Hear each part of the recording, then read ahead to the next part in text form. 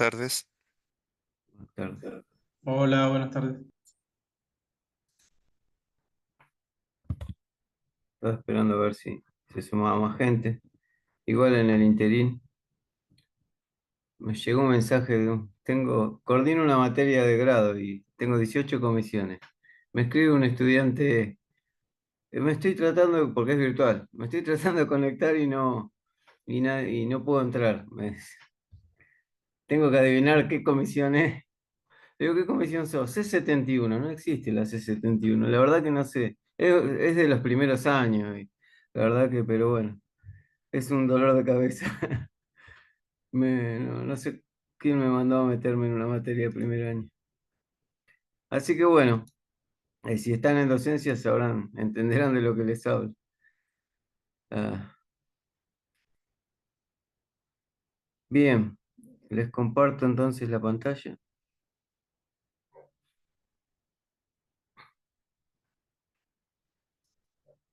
No, lo peor de todo que la materia, a las 6 se estaba conectando y la materia inicia a las 7, o sea que estaba una hora adelantado. Por eso no podía, nadie lo recibía. Bien, a ver si les comparto.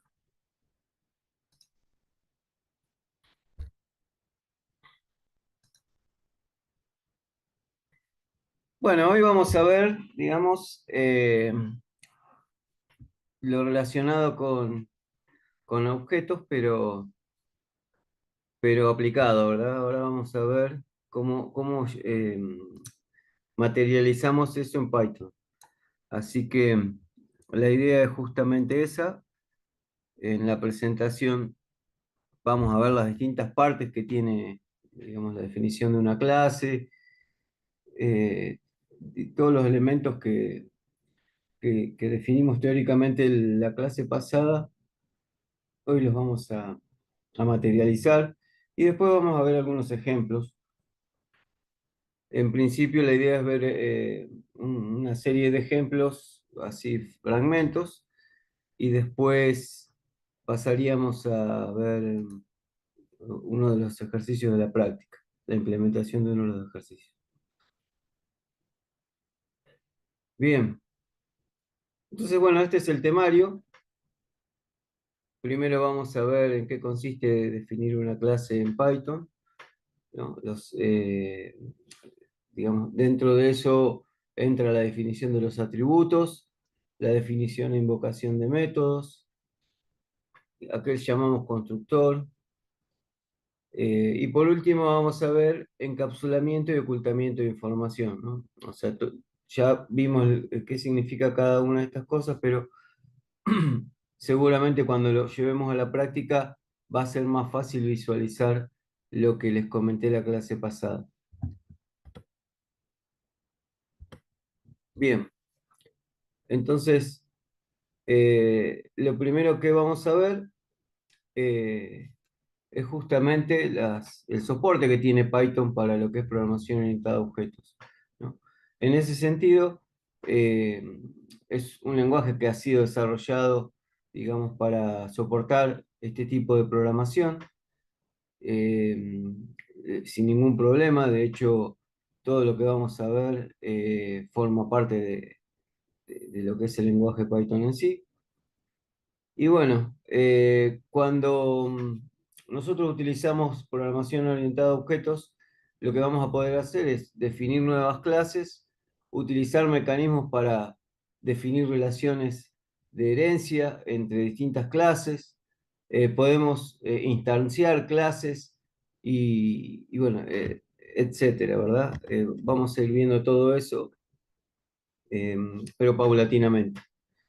Entonces, lo primero que vemos es cómo es que definimos una clase, ¿no? Lo primero que hacemos es utilizar la palabra reservada class, seguida de un nombre finalizado, que sería el nombre de la clase, finalizando con dos puntos. Acá se ven algunos ejemplos. Por convención, siempre el nombre de las clases se inicia, la primera letra se pone en mayúscula. Así que bueno, acá tendríamos, por ejemplo, la definición de la clase auto y la clase persona. Después, dentro de la clase, nosotros podemos especificar los métodos y los atributos. Eh, Esto obviamente es lo que sigue, digamos, cuando empecemos a ver las partes que tiene una clase, vamos a ver bien cómo se identifica eso. Eh, lo que hay que tener en cuenta es que todo lo que va dentro de la clase tiene que ir indentado, ¿está bien? Así que de esa manera va a ser interpretado como que está dentro de la clase. Si no lo intentamos, quedaría fuera de la clase. Normalmente, digamos, las clases es recomendable definirlas en un módulo independiente, en un archivo .py. De esa forma nos da, digamos, nos facilita esa reusabilidad o reutilizabilidad que es tan interesante en la programación de alto nivel. Así que es interesante eso. Pero también ustedes pueden, dentro de la misma aplicación, pueden definir la clase y después usarla, ¿no? Lo único que hay que tener en cuenta es eso, ¿no? Eh, Todo lo que queremos que esté fuera de la clase, ponerlo sin indentar. Acá tenemos entonces la clase libro. En este caso podemos identificar dentro de la definición de la clase el nombre de la clase, que es lo que les acabo de comentar recién, ¿no? Es la palabra reservada class, seguido del nombre, y finalizamos con 2 puntos.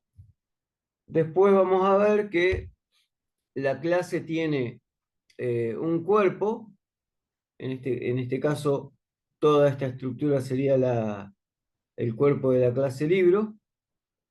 Vamos a ver que en esta primera parte tenemos variables de instancia, que es lo que nosotros llamamos atributos, y después todo esto que tenemos representado con def van a ser nuestros métodos que nos van a definir el comportamiento de la clase libre o de las instancias de la clase libre.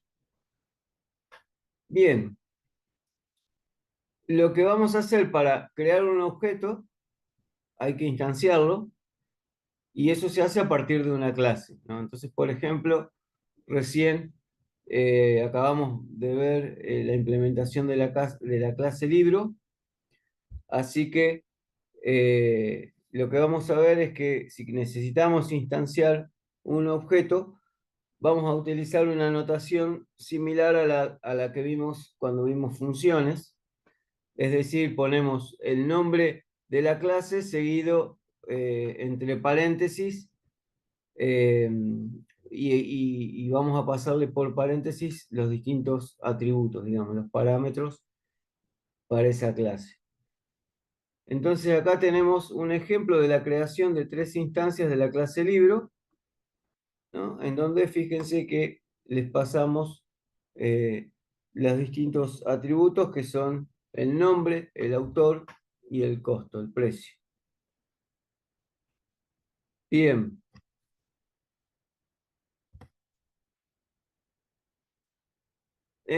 Respecto a los constructores,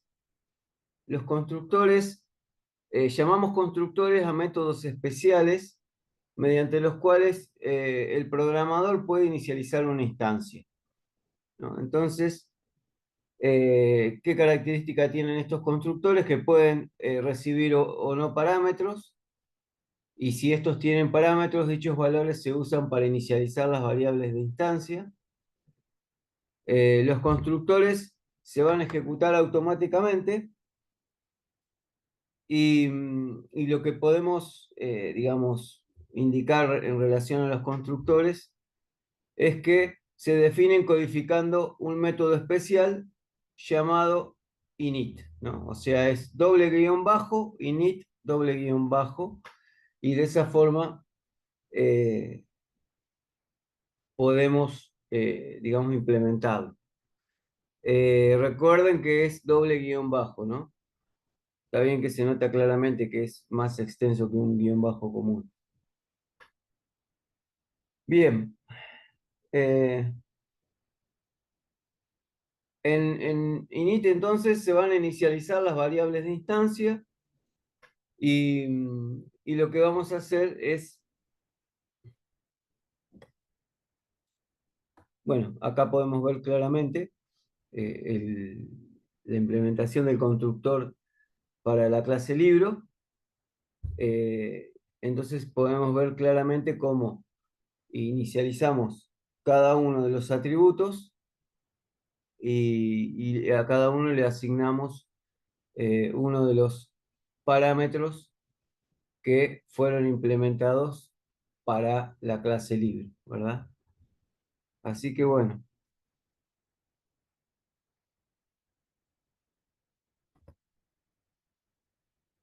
ahora vamos a hablar de la palabra reservada self. Esta palabra sirve para referirse al objeto actual, que básicamente es el que recibe el mensaje. Recordemos que los objetos pueden mandarse mensajes entre sí.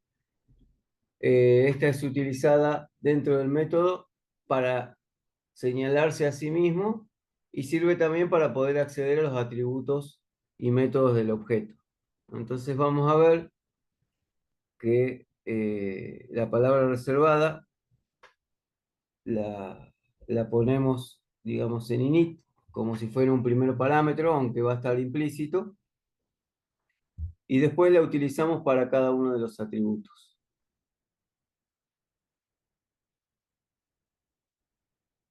Bien. Y lo mismo en los métodos. Acá justo no, bueno, sí les puse el método, el de constructor, pero todos los métodos vamos siempre a, a inicializarlos o definirlos con como primer parámetro self. Bien, ahora respecto a los atributos permiten almacenar el estado de un objeto. Eh, Así que, bueno, lo que se utiliza, digamos, para el atributo, obviamente, eh, vamos a utilizar un nombre y también vamos a utilizar la notación de punto, ¿no? ¿Por qué la notación de punto? Porque para asignar o acceder a la información que se almacena en los atributos, se utiliza la notación punto. ¿Está bien? Ahora, ahora estamos viendo las distintas partes de la clase libro que acabamos de mostrar al principio, pero bien individualizadas. Bueno, em, entonces, como les decía, acá lo tenemos de una manera más gráfica. Tenemos self, digamos, en el constructor. eh, lo que les había comentado hoy, que este referencia al objeto actual. Después tenemos el uso de self, digamos, para los atributos. Este lo que hace es referenciar al atributo o variable de instancia. En este caso, eh, tenemos el método que se llama getNombre. Fíjense que no recibe ningún parámetro, por eso solamente tiene self. Y luego lo único que hace es retornar el contenido del atributo nombre, ¿verdad? De la variable de distancia nombre. Eso es lo que hace getNombre. Es un simple método que nos permite obtener el nombre del libro. Después, para setNombre, justamente como el nombre del método lo indica, acá lo que queremos es asignar un nombre. ¿Está bien? Por eso, fíjense que eh, le asignamos eh, al atributo nombre el parámetro que recibimos con la función setNombre, con el método setNombre. Y de esa manera estamos actualizando el contenido del nombre del libro. Bien, respecto a la declaración de los métodos en cuanto a su declaración, son muy similares a las funciones, ¿no? La principal diferencia, digamos, es que el método se encuentra dentro de una clase. Las similitudes que tiene con las funciones son, por ejemplo, eh, que para definir un método utilizamos nombre de método y entre paréntesis parámetros. ¿Está bien?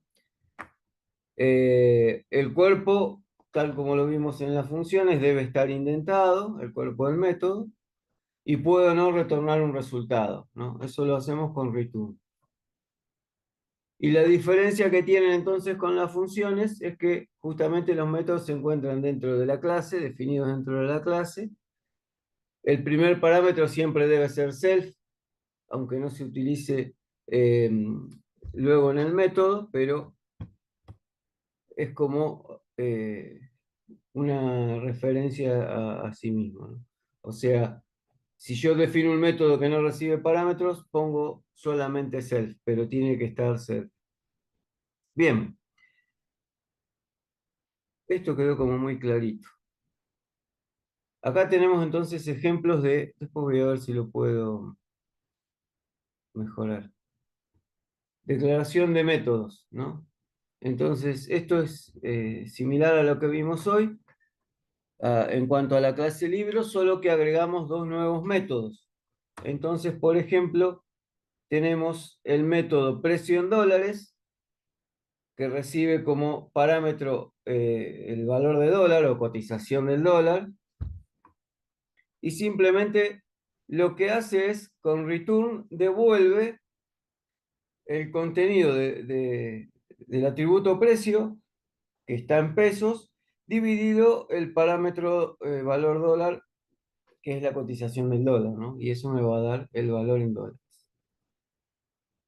Y después tenemos este otro método, str, que básicamente lo que hace es, me devuelve una cadena que tiene la palabra nombre seguida de el llamado al método getNombre, ¿no? En este caso estaríamos llamando un método desde otro método. Bien,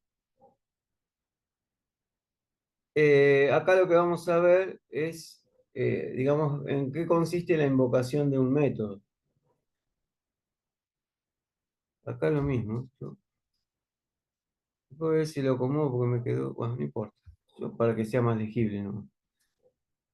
Bueno, la forma en que los métodos son invocados es diferente a la forma en que invocamos a las funciones, ¿no? Tiene una pequeña diferencia, ¿no? En este caso se debe utilizar la notación punto. Entonces, por ejemplo, si definimos la instancia de la clase libro llamada libro 1, entonces, por ejemplo, para invocar al método precio en dólares, ponemos nombre de la clase, punto, nombre del método, y entre paréntesis le pasamos el parámetro, que en este caso sería la cotización del dólar. En este, para este otro método, también nombre de la clase, punto, perdón, nombre del objeto, punto, getNombre, ¿está bien? Y de esa forma nos va a devolver el nombre del libro en particular.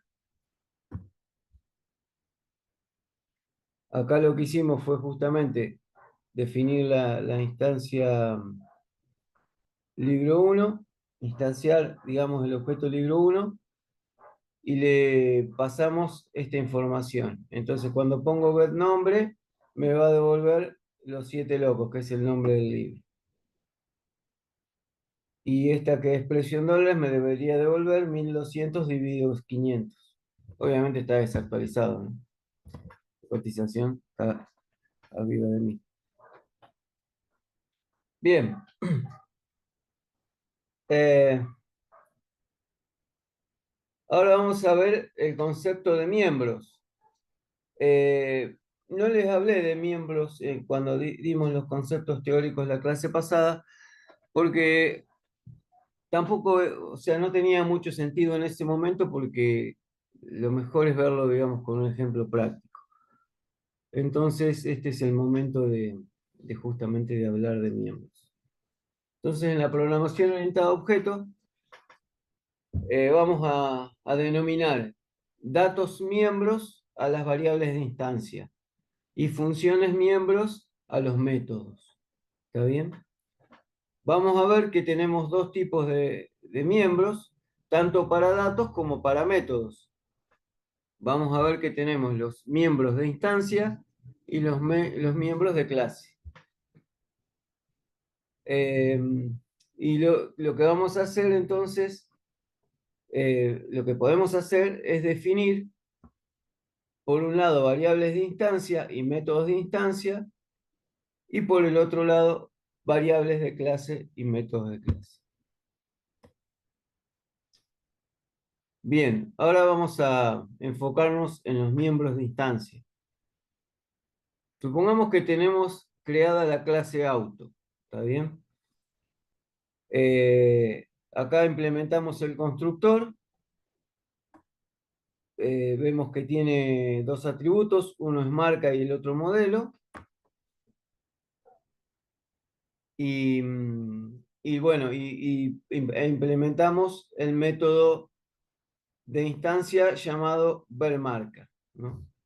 Entonces, verMarca lo que me debería devolver es el nombre de la marca de, de la instancia que yo creé de la clase auto. ¿Está bien? Y simplemente con return me devuelve el contenido de marca. Bien, entonces a esto lo llamamos método de instancia y a esta la llamamos variables de instancia. Esto es, digamos, lo que ya definimos antes. Y bueno, entonces, ¿qué podemos decir respecto a los miembros de instancia? Ya sean variables o métodos, estos son utilizados cuando se trabaja con la instancia de una clase. ¿Está bien? Entonces, acá, por ejemplo, estamos definiendo las instancias de la clase auto, eh, que serían A1, A2 y A3, ¿no? O sea, serían tres objetos correspondientes a la clase auto. Acá lo que estaríamos haciendo con print, ¿no? Sería mostrar en pantalla la marca de las distintas instancias que creamos de la clase auto. Entonces, fíjense que para A1 la marca es Ford, para A2 es Peugeot y para A3 es Fiat. Entonces, esto nos debería mostrar justamente eso. Para cada una de las instancias, la marca correspondiente.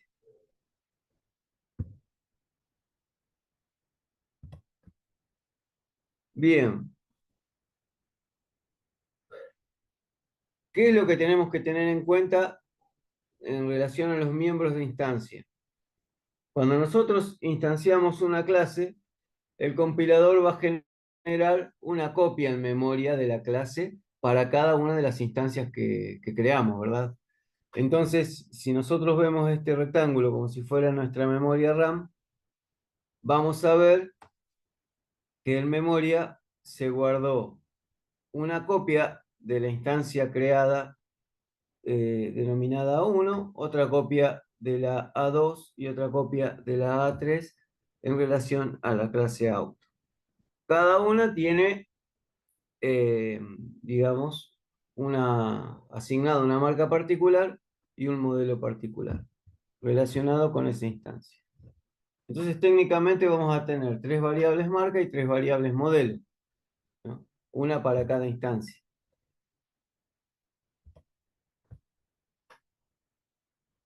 Bien, si nosotros eh, llamamos, digamos, al método verMarca, A1.verMarca nos va a devolver la marca correspondiente a A1. ¿Está bien? si nosotros llamamos a A2.ver marca, nos va a devolver la marca correspondiente a A2 y lo mismo para A3. En relación a los miembros de clase, las variables de clase son elementos que guardan información común compartida para todas las instancias de una clase. O sea, esta información va a ser común a todas las instancias que nosotros implementemos en relación a la clase. Entonces, por ejemplo, para el caso particular de la clase auto, nosotros podríamos definir una variable de clase, ¿no? Denominada origen y asignarle un valor, ¿no? En este caso podría ser Argentina, que es el origen, asumimos nosotros que representa el origen de los distintos vehículos. En particular, esta va a ser la declaración de una variable de clase pública y básicamente estas variables de clase se definen después del encabezado de la clase, ¿no? O sea, defino la clase y debajo del encabezado ahí se indican todas las variables de clase. ¿Puedo o no definir variables de clase? Eso es indistinto, depende de la necesidad. Acá lo que tengo que tener en cuenta es que lo que estoy haciendo con estas variables de clase es definir esto como si fueran variables globales. ¿Está bien?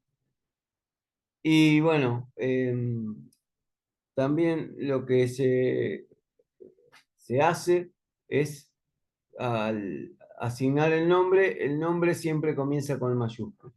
Siempre la primera letra ponerla con mayúscula.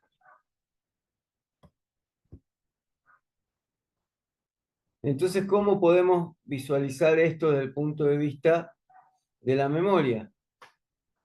Bueno, como tenemos una única variable, perdón, una única variable de clase que es la misma para todas las instancias creadas, entonces dentro de la memoria RAM va a haber una única copia de esa variable de instancia, de esa variable de clase. ¿Está bien? A diferencia de las variables de instancia.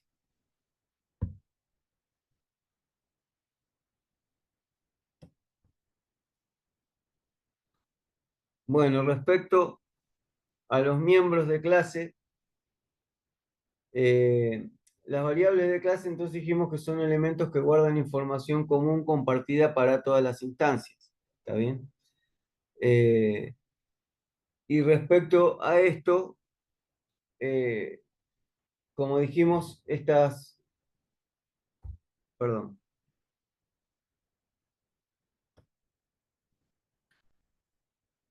no, disculpen, la ruedita del mouse está andando mal. Ahí está. Bien. Bueno, miembros de clase. Ahora sí. Las formas de acceder entonces a una variable de clase pueden ser, una podría ser poner el nombre de la clase, punto, nombre de la variable de clase. Esa es una de las formas. La otra puede ser usando self, punto, nombre de la variable. Esas serían las dos formas de acceder a la variable de clase. Bien. En relación a esto no hay mucho más para, para aclarar o para especificar. Ahora lo que sigue es el encapsulamiento y ocultamiento, ¿no? De esto sí habíamos hablado la clase pasada, habíamos comentado un poco la idea digamos, digamos las ventajas que provee el encapsulamiento y también el ocultamiento, ¿no? De hecho, les había hablado de que hay cosas que conviene mantenerlas ocultas. Por ejemplo, les había dado el ejemplo de los números naturales. ¿No? Si definimos una función, perdón, una clase de números naturales, entonces hay atributos que conviene mantenerlos ocultos para que el programador o el usuario no intenten poner o modificar el contenido de ese tipo de variables, eh, asignando números que no son naturales, ¿no? Eso era lo que yo les había comentado. O sea, la percepción que tienen ustedes. Disculpen, Sí, es una discusión muy conocida. ¿querían preguntar algo o se les o quedó habilitado el micrófono? Seguido, por ejemplo, y Por ahí sí. investigación. Disculpe, profesor, fue sin querer que puse mi micrófono. Ah, no hay problema. No, no, pensé que por ahí era para hacer una pregunta. Bien, bueno, entonces habíamos hablado un poco de eso. Eh, bien, entonces, cuando nosotros definimos una clase, el hecho de usar una clases nos permite encapsular la representación interna y la implementación de los métodos, ¿no? Eso es lo interesante en relación al encapsulamiento. Y respecto al ocultamiento de un atributo o método, esto obviamente se puede hacer, viene determinado por cómo uno, digamos, escribe el nombre cuando realiza la definición. Em, y bueno, y ahora les voy a comentar un poco cómo se hace eso. Eh, Como les decía, algunos métodos o atributos conviene que sean ocultos y otros no. Entonces eso lo podemos manejar nosotros.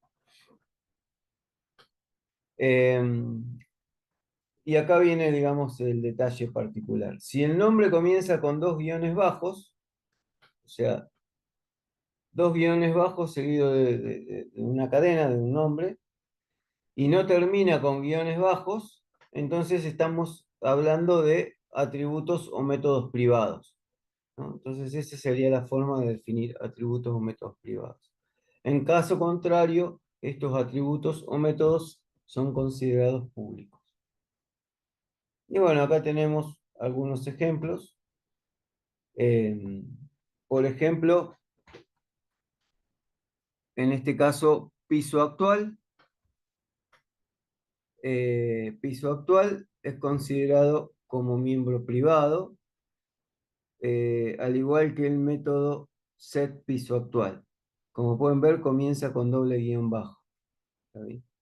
Y respecto a algo, a, a miembros públicos, ya sean atributos o métodos, fíjense, acá disponible no, no comienza con doble guión bajo, por lo tanto va a ser público este atributo.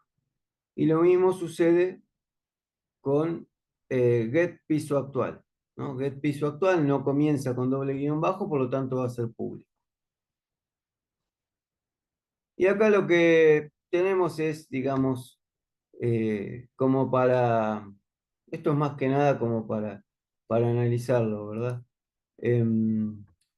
Tenemos formas de implementar un acceso válido. Entonces, por ejemplo, ascensor 1 punto disponible igual true sería un acceso válido al atributo disponible, una asignación al atributo disponible. Lo mismo, ascensor 1 punto get piso actual, ¿no? En ese caso, a la instancia, al objeto que instanciamos ascensor 1 seguido de punto y seguido del nombre del método, nos va a permitir realizar un acceso correcto al método, obtener piso actual. Get piso actual nos debería devolver el piso actual en el que se encuentra el ascensor. ¿Está bien?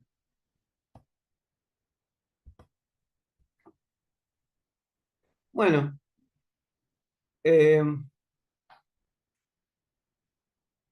antes de avanzar con esto, podemos ver, voy a ir al... Esas son algunas de las ventajas de la programación orientada a objetos, pero acá tengo esto, creo que se lo subí, sí, ya se lo subí, ya está disponible. Entonces, Bueno, acá tenemos en el mismo libro, en el mismo proyecto de Colab, ya tenemos la implementación de la clase libro, ¿no? Tal como está en la presentación.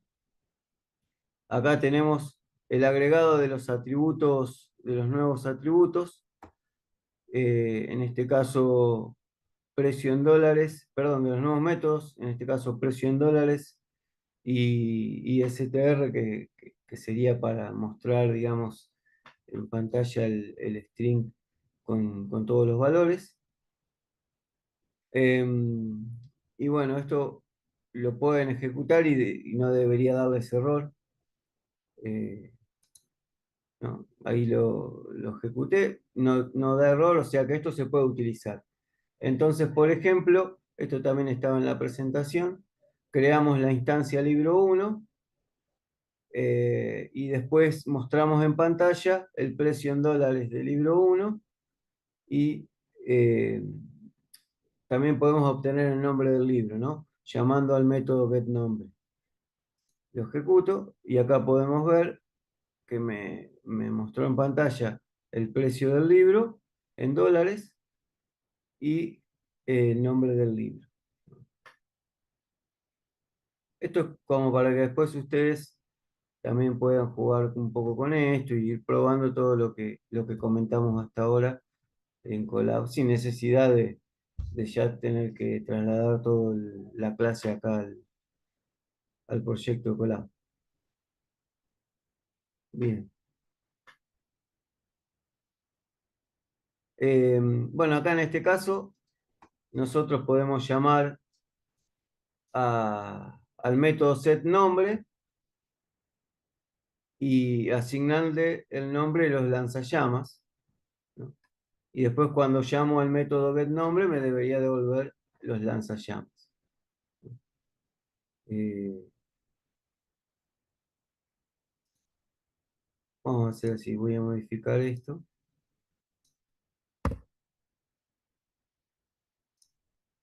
Ahí está. Simplemente le asigné, modifiqué el nombre para que lo que muestra en pantalla sea distinto, nada más. Pero bueno, entonces acá estamos viendo las formas que tenemos de invocar los métodos para la instancia libro 1. Bien. Ah, y este es el caso de los nuevos métodos que agregamos, ¿no? Bueno, el de precio en dólares ya lo llamamos y STR faltaría, ¿no? Entonces STR, fíjense que a STR le paso la instancia libro 1 y me muestra todos los elementos del objeto libro 1. ¿Está bien? Es básicamente lo que implementamos en el método STR. Eh, Creo que no. No, este ya es. No. Eh, no, este es. Está bien. Acá llamamos al método getNombre. Y acá directamente imprimimos el atributo libro nombre del libro 1. ¿Está bien? O sea, mostramos en pantalla el atributo nombre del libro, de la instancia libro 1. Bueno, y acá tenemos lo de ascensor, que también era uno de los ejemplos que estábamos referenciando recién. Entonces, fíjense que definimos la clase sensor. Acá implementamos el constructor con los atributos piso actual y disponible. Después los métodos subir, bajar, get piso actual, set piso actual. Bien.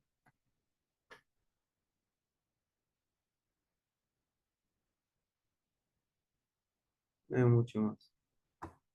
Ah, bueno, y acá estamos llamando, digamos, a los distintos métodos de la instancia ascensor, que creamos ascensor.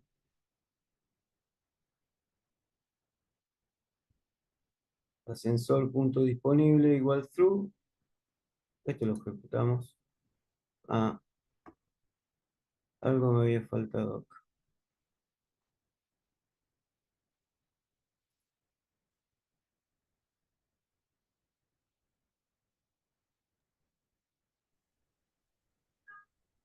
Creo que tenés que correr la clase, digamos, de ascensor. Sí, no la corrí. Pensé que la había corrido. Ahí está. Entonces, ascensor tenía solamente un atributo que es piso actual, le asigné 0 y de esa manera le asigné a disponible, digamos, el valor true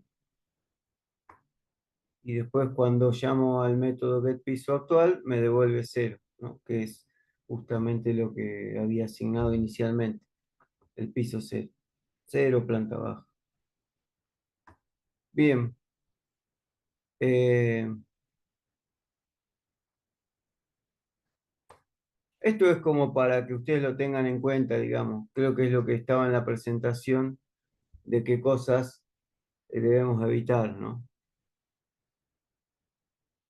Lo que tenemos que tratar de evitar es justamente de no romper el principio de encapsulamiento. Entonces, estos ejemplos están orientados a eso, ¿verdad? A, a tratar de, digamos, de utilizar las clases con el objetivo con el que fueron concebidas y de esa forma mantenemos las buenas prácticas justamente para evitar, digamos, realizar acciones que no son, digamos, recomendables. En este caso van a ver que les va a tirar error, pero bueno, estos son, digamos, comentarios que creo que les puse en la presentación en alguna parte, acá abajo, sí. O sea, son estas dos situaciones que les muestro acá. Bueno,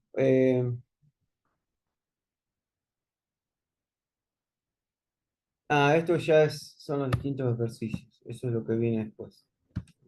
Habíamos hablado de las ventajas de la programación orientada a objetos, había quedado en eso. Las ventajas principales son la reusabilidad de código, ya sea mediante herencia y encapsulamiento. Es mucho más fácil comprender la lógica del programa obviamente, cuando utilizamos este tipo de programación, ¿no? Nos basamos en este paradigma.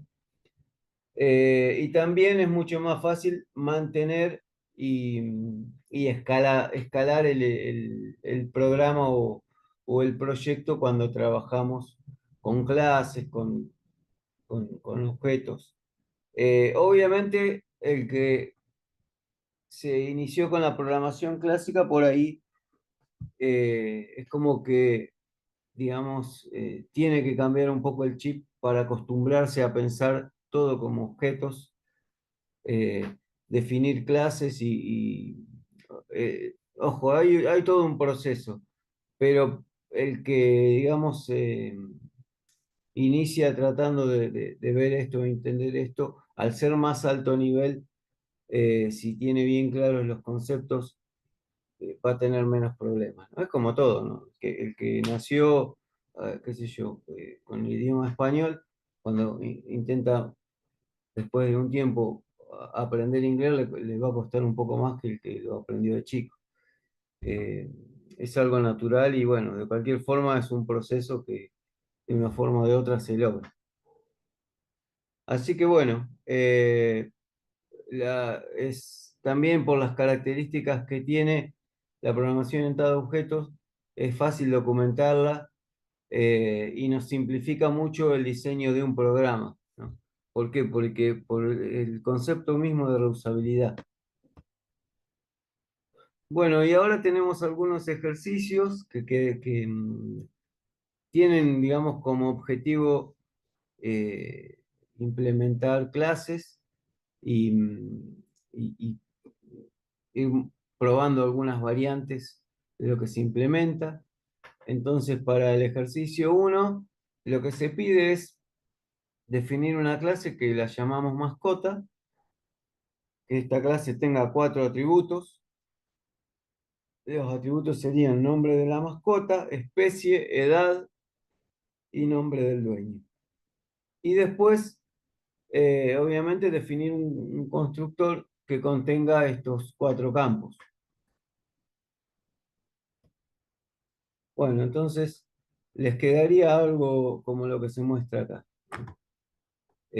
Clase mascota, el constructor al que le incluimos los 4 campos. Acá tenemos los atributos con cada uno de los parámetros que acabamos de nombrar. Y después, creo que en el enunciado no decía, no decía los métodos, no hablaba de los métodos, pero bueno, eh, mínimamente los métodos que vamos a implementar tienen que ver con poder ver cada uno de cada una de estas características, ¿no? que le asignamos a la clase mascota.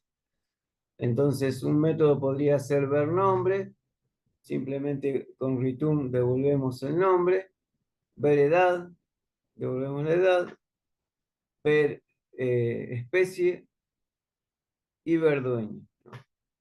Ese sería, digamos, con esto estaríamos cumpliendo con lo básico de mascota.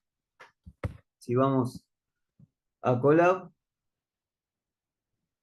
acá tenemos, digamos, la implementación de la clase mascota, tenemos el constructor y tenemos los distintos métodos.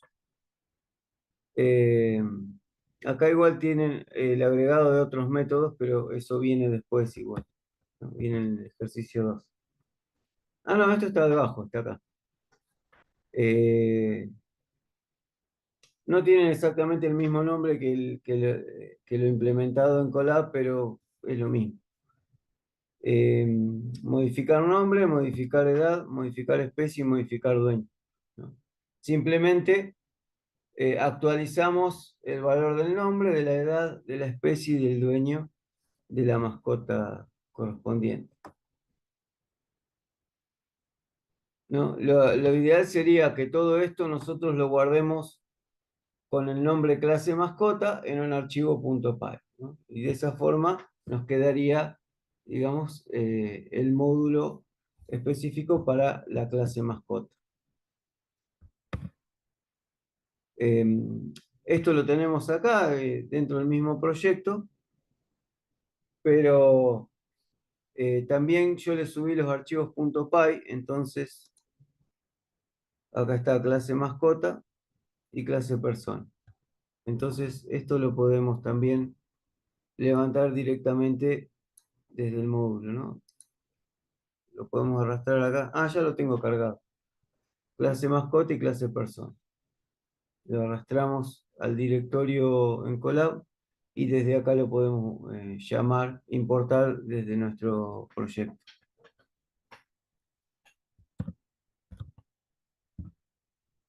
Bien. Bueno, respecto al ejercicio 2, lo que nos pide es, dada la definición de la clase mascota, nos pregunta cuáles de las siguientes sentencias de instanciación son correctas. ¿Está bien? Esa es es la pregunta.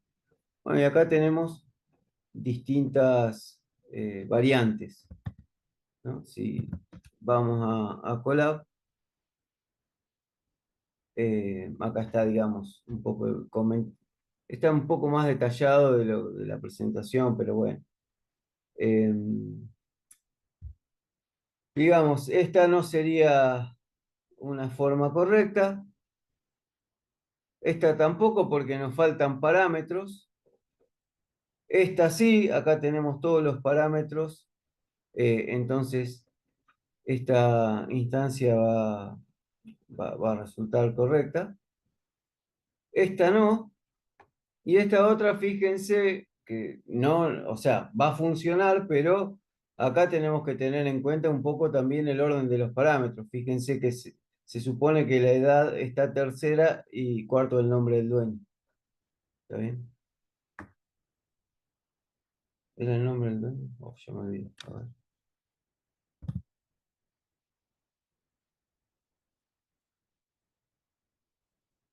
Ah, no, la edad está cuarta y tercero el nombre del dueño.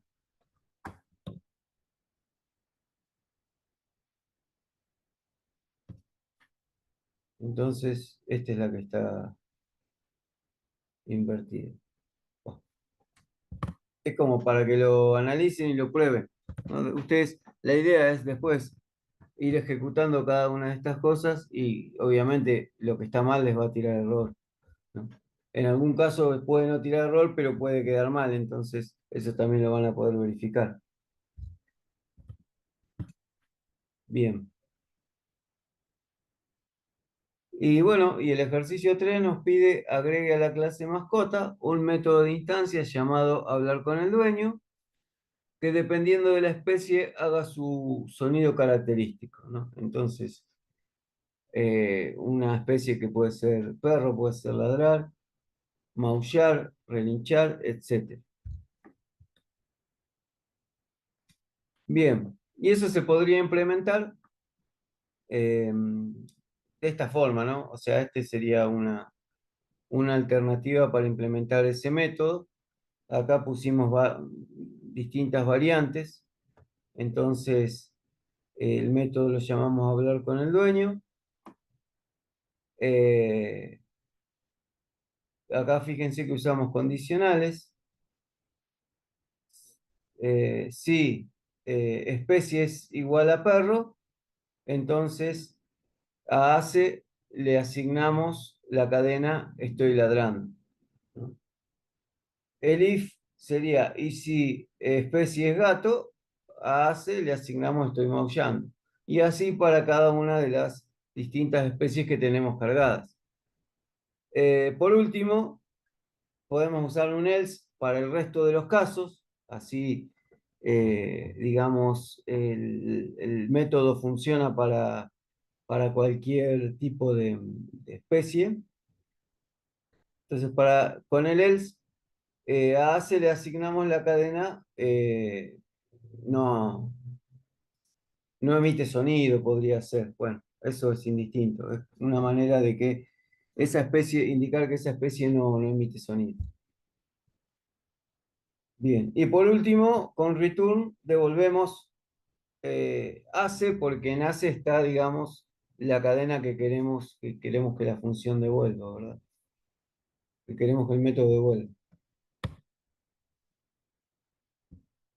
Entonces, acá estaría el 4. eh, Acá lo que hago es... esto quedó directo en la clase mascota. A ver si quedó implementado acá.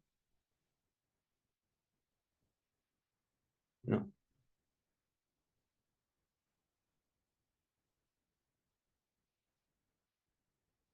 No, entonces está... Si acá no está, está acá en el módulo.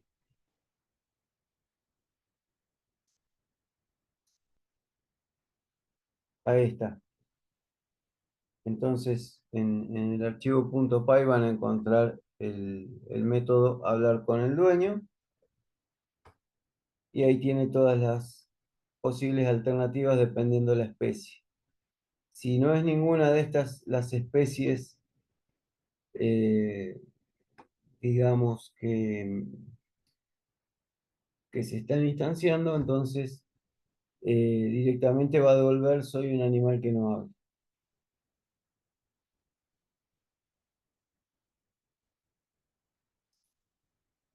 Bien.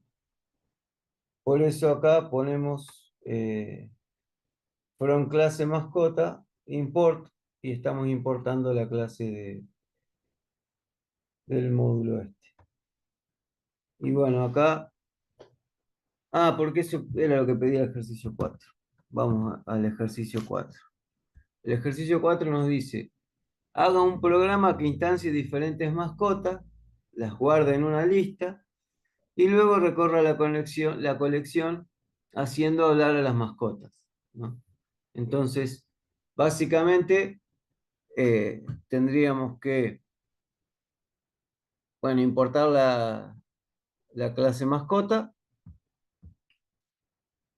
definir la lista, ¿no? En este caso la llamamos lista mascotas, y después vamos instanciando distintas mascotas, por ejemplo, una tortuga, y fíjense que con lista mascotas.happen, o sea, con happen, incluimos a la lista la instancia de la mascota tortuga. Lo mismo hacemos para esta otra instancia, que es un gato. Entonces, también con lista mascotas.happen incluimos en la lista ese nuevo objeto y así hacemos lo mismo con esto, por lo menos con con estas tres instancias. Y después con un bucle for podríamos ir recorriendo la lista, ¿no? E ir llamando al método a hablar con el dueño, ¿verdad? Eh, en realidad lo llamamos y con print lo mostramos en pantalla. Así que bueno, esa sería la implementación.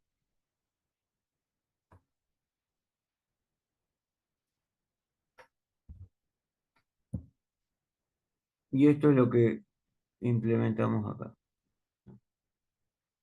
Es exactamente lo que les mostré recién.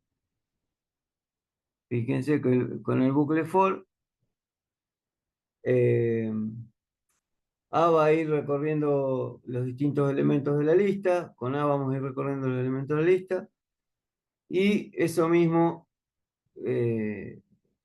hacemos para mostrar digamos, el llamado al método de cada uno de esos elementos, ¿no? Recordemos que son elementos, o sea que esta lista está formada por instancias de la clase mascota. Entonces va a tener todos los atributos de la clase mascota. Voy a poder llamar a todos los métodos de la clase mascota.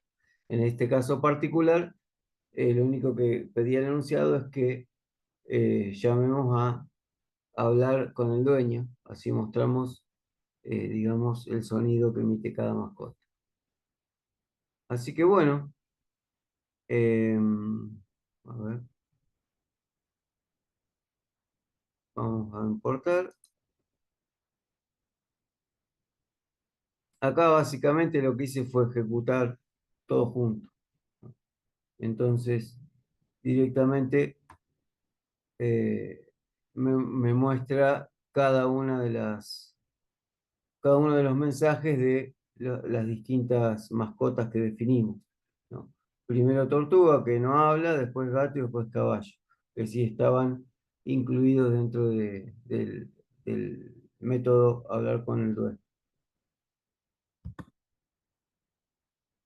Y con esto termina digamos, la presentación de teoría, pero bueno, como verán, tenemos un par de ejemplos con distintas opciones como para que ustedes prueben y puedan verificar distintas formas de mostrar o sea, de acceder a un atributo o de llamar a un método. Tienen distintas alternativas, eso es interesante. Eh, y después vendría lo de la práctica. Lo de la práctica. No, esta no es la práctica.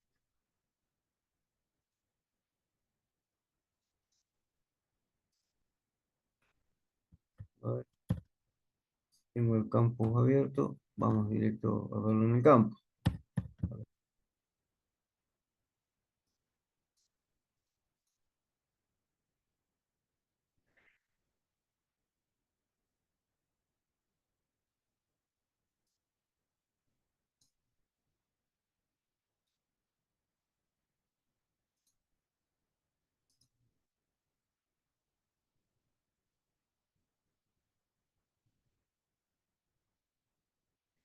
Está medio lento.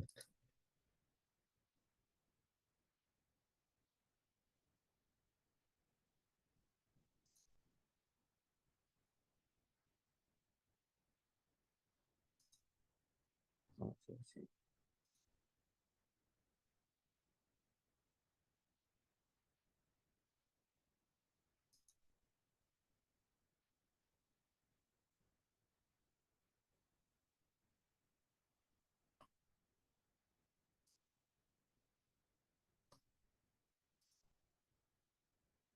Práctica 5.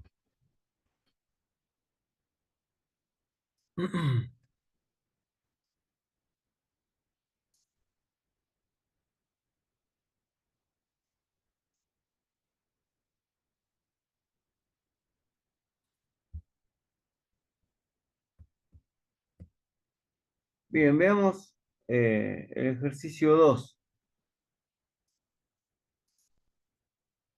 Veamos el ejercicio 2. Acá nos dice, defina la clase persona con 3 atributos, nombre, edad y DNI. Escribe un algoritmo que permita al usuario ingresar en una consola los datos de una serie de personas y guardarlas en una lista. El proceso de entrada finaliza con un string vacío. Bueno, eso es lo que nos dice el enunciado. Acá hay una variante posible. Yo el ejemplo que les voy a mostrar es directamente que el usuario pueda indicar con una S si quiere ingresar una nueva persona y una N para, en el caso que no quiere ingresar una nueva persona. Y en ese caso se finaliza el ingreso de datos de tipo persona a la lista. Y después lo que dice es, una vez finalizada la entrada de datos, el programa debe imprimir en la consola una lista en este formato, ¿no? O sea, nombre, edad y DNI.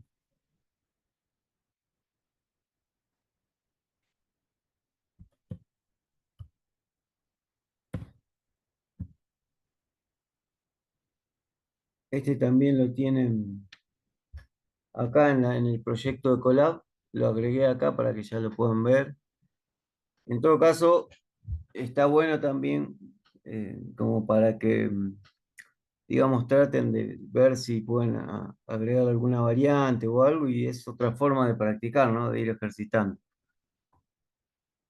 Bueno, la clase persona dijimos que ya está, digamos, en el módulo clase persona. Acá tenemos los distintos atributos, eso ya lo tienen, digamos, ya se los compartimos, está subido. Los métodos, get nombre, set nombre, get edad, set edad, get DNI, set DNI. Y para mostrar, digamos, en el formato que nos piden, tenemos el método str, ¿verdad? Y con eso podemos mostrar en pantalla la secuencia nombre, edad y DNI en el formato que nos pide. O sea que eso ya está implementado en el archivo. Y después acá lo que deberíamos hacer, o sea, el aporte nuestro sería, digamos, la implementación del programita del código que implemente la lista de personas y que implemente una especie de bucle en donde en cada iteración me permite agregar una persona nueva, ¿no? Fíjense que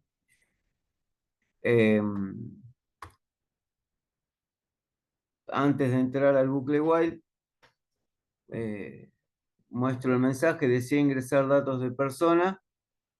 Si pongo que sí, o sea, si presiono S, en realidad si presiono cualquier letra que no sea la N, me va a permitir ingresar datos de personas, ¿no? Y una vez que sucede eso, ingreso al bucle while, que es todo esto que está indentado, y de manera iterativa me va a ir pidiendo los datos de la persona. Em, Fíjense que en la última línea dentro del bucle while me vuelve a preguntar si deseo ingresar datos de persona. Si presiono no, salgo del bucle while. Si presiono N, ¿no? Si presiono S, me mantiene dentro del bucle while. O cualquier otra cosa que presione me mantiene en el bucle while.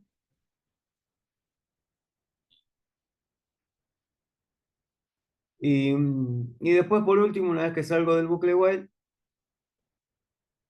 simplemente con un bucle for puedo recorrer toda la lista de personas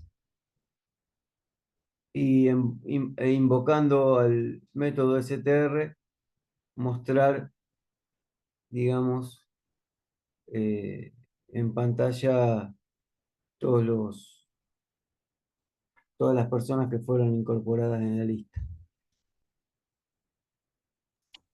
Si quisiéramos evitar, por ejemplo, profe, una pregunta, que ¿Sí? se duplique el DNI, ¿qué podríamos agregar al código?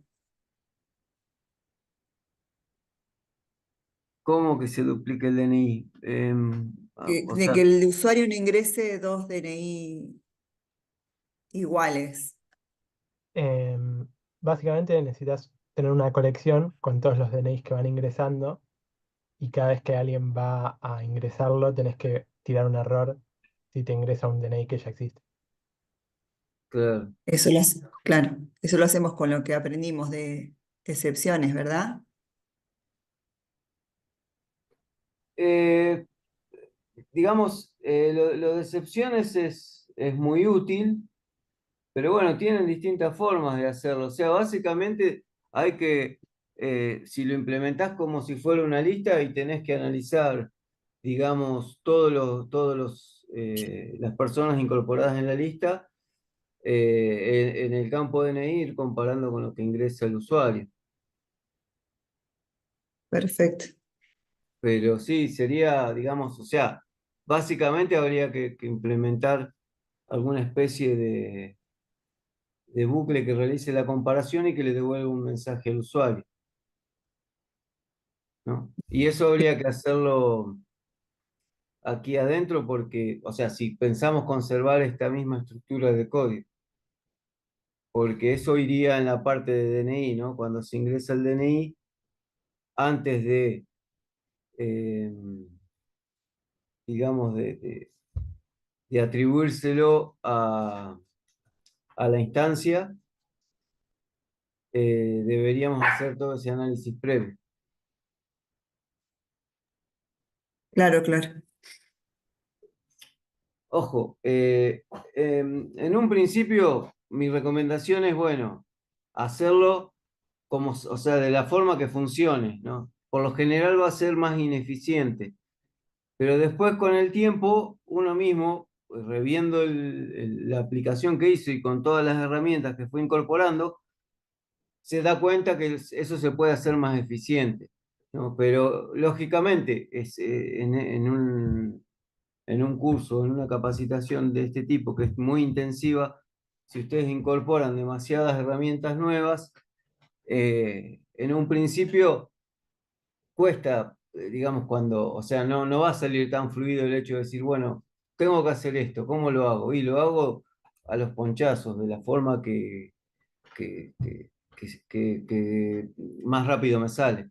Después, cuando uno empieza a ganar práctica y empieza a tener más presentes cada una de o sea, la utilidad de cada una de los elementos o de las sentencias o conceptos que vimos en programación orientada a objetos, ahí es cuando uno se empieza a dar cuenta, esto hubiera quedado más eficiente si lo hacía de esta manera. ¿Está bien? Pero sí, es interesante la pregunta porque es verdad, ¿no? Por lo general, uno puede interpretar, bueno, hay un único DNI por persona, un único número, entonces no debería permitir que se ingrese dos veces el mismo, porque si no asumo que se equivocó. Eh, Ojo, porque yo después, o sea, he sabido de un caso de dos personas que tenían el mismo DNI increíblemente y saltó ese error. Gente mayor estoy hablando, ¿no? Ya está jubilada, todo. Pero saltó ese error, no me acuerdo por qué problema en ANSES. Pero claro, en una época al no estar sistematizado era medio difícil que se crucen los datos, entonces podía pasar cualquier cosa en las inscripciones. Así que Qué bueno. increíble. Pero bueno, eso que preguntás está bueno, digamos. Pero el Sí. tema es ese, que acá estamos en una instancia bastante introductoria, entonces tampoco nosotros aspiramos a... Bueno, el que ya programa hace tiempo, obviamente lo hace naturalmente, pero los que recién están aprendiendo, no esperamos a que, digamos, a que implementen códigos recontra eficientes. Es eso. Bueno, claro. Pero bueno, está buena la pregunta que haces y está bueno también, digamos, compartirlo en el foro porque después por ahí surgen, digamos, comentarios. Recién estamos comenzando con la parte de objetos, entonces cuando vayamos, digamos, avanzando con todo lo que es herencia y unas cuantas herramientas que vienen después, ahí van a surgir otras posibilidades que van a hacer, digamos, que nuestra aplicación quede más compacta y más eficiente. Bien, Perfecto.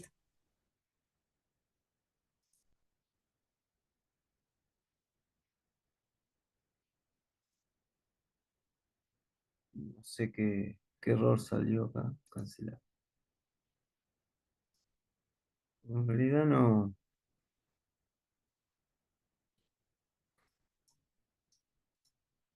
modifiqué nada. Ah, cuando quise guardar, abrí la clase persona y cuando la quise cerrar ahí saltó. A ver, ¿qué problema tiene?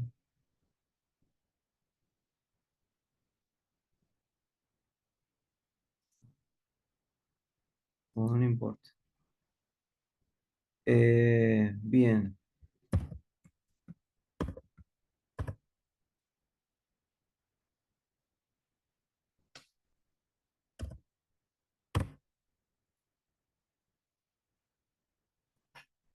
tengo que, claro, no estoy viendo. A ver, bueno, me quedó todo cambiado.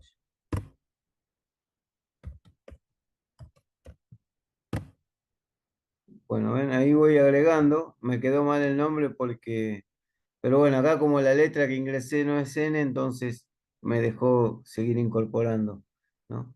Acá lo mismo, pongo S o cualquier letra y me va a dejar seguir ingresando personas.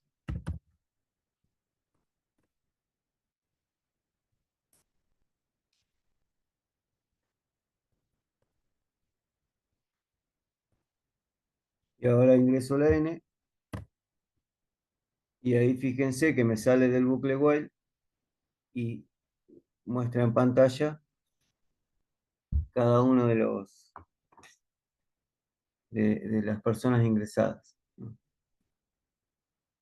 Así que bueno, pero van a ver que es bastante sencillo. Ya que este se los damos, digamos, prácticamente resuelto de los que tienen en la práctica, que es el 2. Vean si se les ocurre agregarle alguna variante o algo, aunque sea simple, pero algo que, digamos, que modifique la implementación, aunque sea algo mínimo. Igual después tienen para el ejercicio 3 implementar un calendario.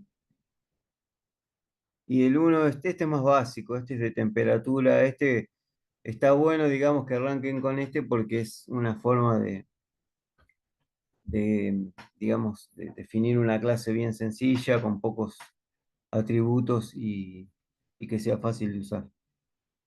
Pero bueno, la idea es esa, es ejercitar, familiarizarse bien con lo que son las clases básicas, que es lo que estamos viendo ahora, y, y después, ya la clase que viene, vamos a ir incorporando algunas cositas, digamos, que por ahí eh, no son cosas complicadas, pero bueno, es como que se vuelve un trabalengua, ¿verdad? Porque eh, así como estamos viendo, digamos, lo que es clase, el concepto y la implementación y el uso, se ve bastante sencillo y cuando empecemos a hablar de herencia, ahí medio que nos podemos llegar a perder si no tenemos bien claro todo lo que es, eh, digamos, la- la definición o la concepción de una clase en sí, lo mismo que cuando instanciamos y todo eso.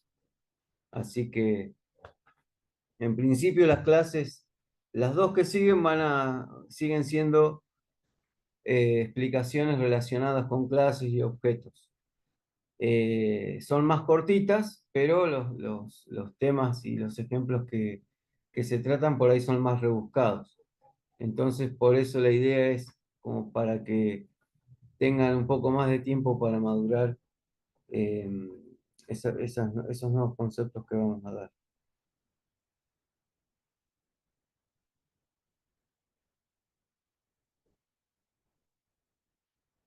Ahí está, Uriel agregó un comentario, ¿no? Respecto de la mayoría de los lenguajes, es muy común eh, crear métodos get o set para parámetros, pero en Python es muy común que esto no exista. Está. Sí, sí, es un aporte, está bueno. Eh,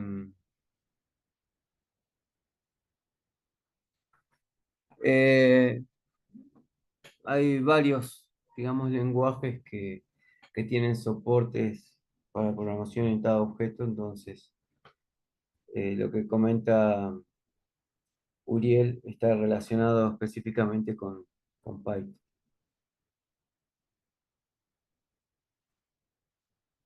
Profe, y tiro un Bueno, comentario más que me parece que puede ser importante porque sí, creo que hay una particularidad de Python que tal vez no sé, o sea, genera confusión, pero no es tan así, que es Python no tiene en realidad variables privadas de verdad. Tipo, cuando vos le pones el guión guión adelante el nombre de la variable, no es que no hace que no sea accesible, sino que hace que Python la renombre internamente. Ento- entonces, si vos la vas a buscar por el nombre de la variable, no la encontrás, pero si la buscas por el nombre correcto, sí aparece.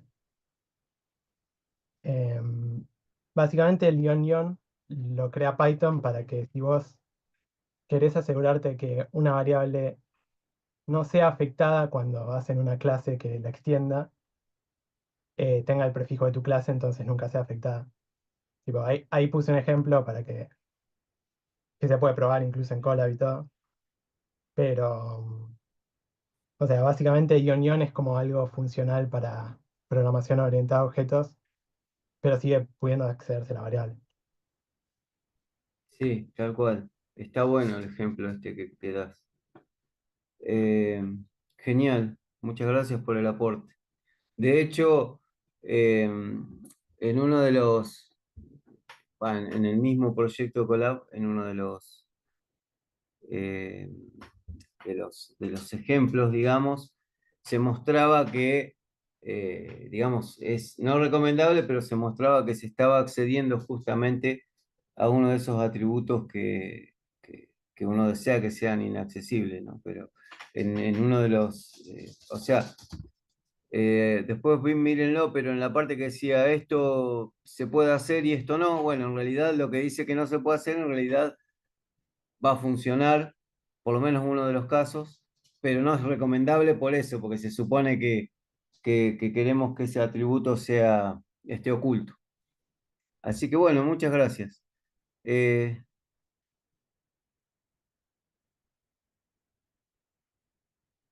sí, Maximiliano ahí también hizo un comentario.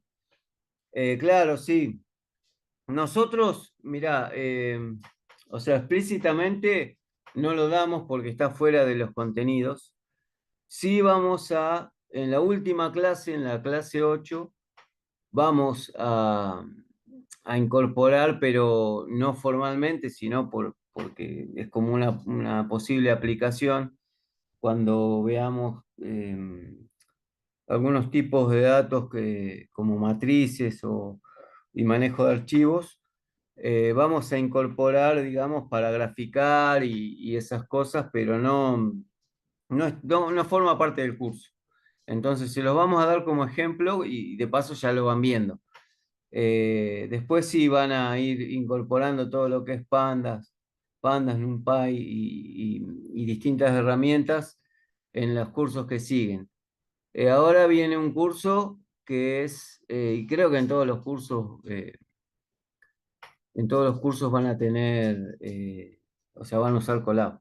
Así que viene un curso que es más estadística, más orientada a manejo de datos y todo eso. Y después viene uno que es más aprendizaje automático.